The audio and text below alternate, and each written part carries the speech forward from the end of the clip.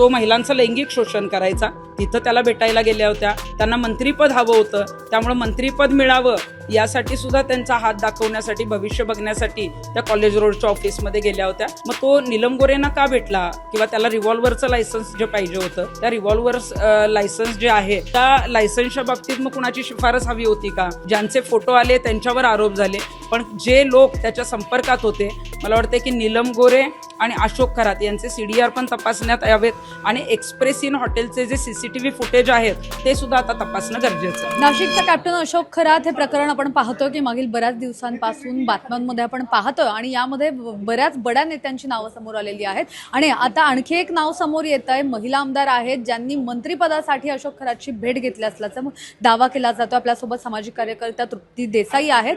काय नेमकं हे तुमच्याकडे तुम्ही दावा करताय एका आमदाराबद्दलचा, महिला आमदाराबद्दलचा, काय नेमकं प्रकरण समोर आणता तुम्ही? हे बघा, नीलम गोरे ह्या विधान परिषदेच्या उपसभापती आहेत.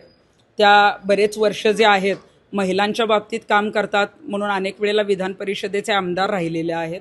विकृत अशोक खरातचं प्रकरण समोर आल्यानंतर अनेक राजकीय नेते, मंत्री, संविधानिक पदावर असलेल्या काही व्यक्ती ज्या आहेत त्यांचे फोटो समोर आले. त्यात चाकणकरांचे फोटो अनेक समोर आले, दीपक केसरकरांचे फोटो समोर आलेले आहेत, अनेक आमदारांची नावं आलेली आहेत, पण त्या नावाच्या काही फोटो नसल्यामुळं, पुरावे नसल्यामुळं काही नावं समोर आली नाहीत. परंतु नीलम गोरे ज्या आहेत ह्या नीलम गोरे अशोक खरातच्या भक्त होत्या आणि त्या बऱ्याच वेळेला, म्हणजे जेव्हा विधान परिषदेवर आमदारकीच्या वेळेला जेव्हा ती आमदारकी मिळायची होती त्यावेळेला कॉलेज रोडला ते जे अशोक खरातचं ऑफिस आहे जिथे तो महिलांचं लैंगिक शोषण करायचा, तिथं त्याला भेटायला गेल्या होत्या. त्यांना मंत्रीपद हवं होतं, त्यामुळे मंत्रीपद मिळावं यासाठी सुद्धा त्यांचा हात दाखवण्यासाठी, भविष्य बघण्यासाठी त्या कॉलेज रोडच्या ऑफिसमध्ये गेल्या होत्या.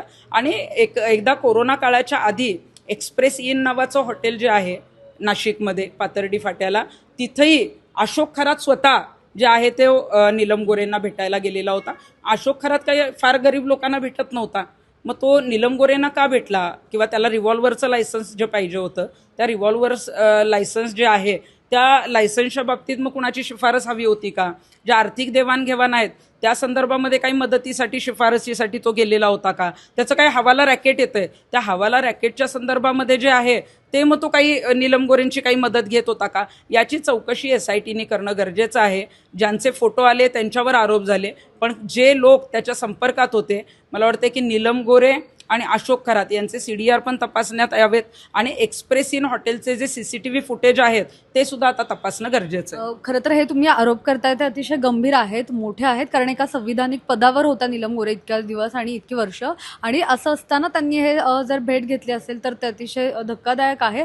मात्र आता तुम्ही जेव्हा हे दावे करताय तेव्हा तुमच्याकडे नेमके काय पुरावे आहेत, ज्या पुराव्यांच्या आधारे तुम्ही हे दावे? नीलम गोरे यांचे कुठलेही फोटो जे आहेत ते आपण बघतोय की सोशल मीडियावर किंवा मीडियाकडे आलेले नाहीत, परंतु ज्या त्यांच्याबरोबर महिला किंवा पुरुष पदाधिकारी जे नाशिकमध्ये या तीनही भेटेत त्यांच्याबरोबर होते त्यातले काही जण माझ्याकडे आलेले आहेत, त्यांनी ही माहिती दिलेली आहे. त्यामुळे फक्त फोटोचा पुरावा दाखवण्यापेक्षा जे त्या घटनेचे साक्षीदार आहेत त्यांनी ही माहिती दिल्यामुळं मला असं वाटतं की जेव्हा कधी गरज लागेल, जेव्हा कधी चौकशी होईल, तेव्हा त्या व्यक्तींना समोर घेऊन जे आहे ते मी तक्रार दाखल करेन.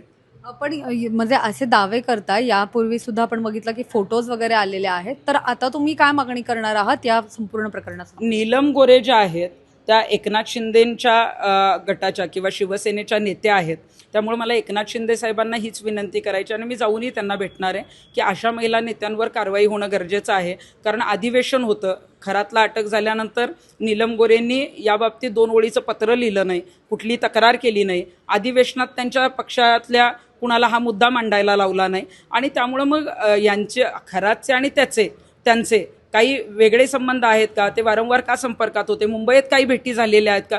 या संदर्भात सुद्धा जे आहे ती कारवाई होणं गरजेचं आहे आणि त्यामुळे मी एकनाथ शिंदे साहेबांना त्यांची तक्रार करणार आहे आणि मुख्यमंत्र्यांना सुद्धा याची तक्रार करणार आहे. कारण संविधानिक पदावर असणाऱ्या व्यक्ती, म्हणजे रुपाली चाकणकर या संविधानिक पदावर होत्या, त्यांना राजीनामा द्यावा लागला, पण संविधानिक पदावर असणाऱ्या व्यक्ती जर अंधश्रद्धेकडं नेण्यासाठी जर पुढं पावलं उचलत असतील, हात दाखवायला जात असतील, भविष्य बघायला दाखवत असतील, मंत्रिपदासाठी पूजा करायला जात असतील, तर त्यांच्यावर मुख्यमंत्र्यांनी कारवाई करणं गरजेचं आहे. कारवाईची मागणी करताय तुम्ही, मात्र मुख्यमंत्री असतील, एकनाथ शिंदे असतील, त्याकाळी ते मुख्यमंत्री होते, त्यासोबतच अमित शहा असतील, अशा बड्या नेत्यांसोबत अशोक खरातचे फोटो आहेत. आणि मग तुम्हाला वाटतं का पारदर्शक पद्धतीने याच्यामध्ये कारवाई होऊ शकते, कारण त्यांचे स्वतःचे सुद्धा फोटो अशोक खरात सोबत आहेत? हे बघा, अनेक लोक जी आहेत, अनेक मंत्री, अनेक आमदार, खासदार जे आहेत ते खरातच्या संपर्कात होते आणि म्हणूनच मी मध्ये सांगितलं होतं की खरातचा एन्काउंटर होऊ शकतो.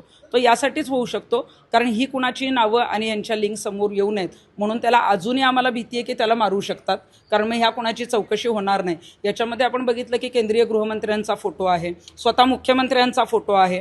पण मला असं वाटतं की एकदा कुणी भेट घेतली असेल तर आम्हाला त्याचं ऑब्जेक्शन नाही, पण वारंवार भेट घेणाऱ्या व्यक्ती, वारंवार त्यांना भेटणाऱ्या व्यक्ती, फोनवर संपर्कात असणाऱ्या व्यक्ती, मग त्याचं जे काही रॅकेट सुरू होतं किंवा त्याच्या जे काही आर्थिक देवाणघेवाण किंवा इतर जे काही मुद्दे सुरू होते तर त्याच्यामध्ये मग या व्यक्ती संपर्कात आहेत का, त्यांनी अशा काही चुकीच्या कृत्यांना जे आहे ते पाठबळ दिलेलं आहे का, शिफारस केलेली आहे का कुठल्या कामासाठी, याची चौकशी आता SIT कडून होणं गरजेचं आहे. नीलम गोरे यांचे सुद्धा म्हणजे तुमच्याकडे पुरावे आहेत. आता आगामी काळामध्ये त्यांचं जे संविधानिक पद होतं ते आता त्याचा कार्यकाळ संपलेला आहे, तर आगामी काळामध्ये नेमकी त्यांच्यावर काय कारवाई व्हावी अशी अपेक्षा आहे? आणि ज्या 3 भेटी झाल्या तर त्या भेटींसंदर्भातले जे त्यांच्या सोबतचे लोक आहेत तर त्यांच्याकडे काय काय नेमके पुरावे आहेत, त्यांच्याकडे असणाऱ्या पुराव्यांसंदर्भात त्यांनी तुम्हाला काही माहिती दिली? ते जे लोक आहेत जे या 3ही भेटीत त्यांच्याबरोबर होते ते स्वतःच त्याच्या साक्षीदार आहेत. त्यामुळे उलट मी तुम्हाला सांगते की त्या हात दाखवायला गेले, त्या हात दाखवायला गेल्या का पूजा केली का काय केलं, हे लोक स्वतः जे आहेत ते साक्षीदार तुम्हाला ते सगळं सांगतील. आणि मला असं वाटतं की आता संविधानिक पद जर त्यांचं संपलं असेल तर यापुढे त्यांना कुठलंही संविधानिक पद देऊ नये अशी कारवाई जी आहे ती मुख्यमंत्र्यांकडनं होणं गरजेचं आहे. नक्कीच. तर या संपूर्ण याच्यामध्ये आता त्यांना यापुढे कुठलीही संविधानिक पद देऊ नये असं मागणी जी आहे ती प्रीती देसाई यांच्याकडनं करण्यात आली आहे. मात्र आता रुपाली चाकणकर यांच्यानंतर आणखी एका महिला बड्या नेत्याचं नाव या अशोक खरात प्रकरणामध्ये समोर आलेलं आहे. त्यामुळे आता नीलम गोरे यांच्यावर काय कारवाई केली जाते, त्यांची सुद्धा या प्रकरणामध्ये चौकशी होतीये का, हे पाहणं महत्त्वाचं असणार आहे. कॅमेरा पर्सन अजय गांगुर्डेसह मोना येनपुरे, सिविक मिरर, पुणे.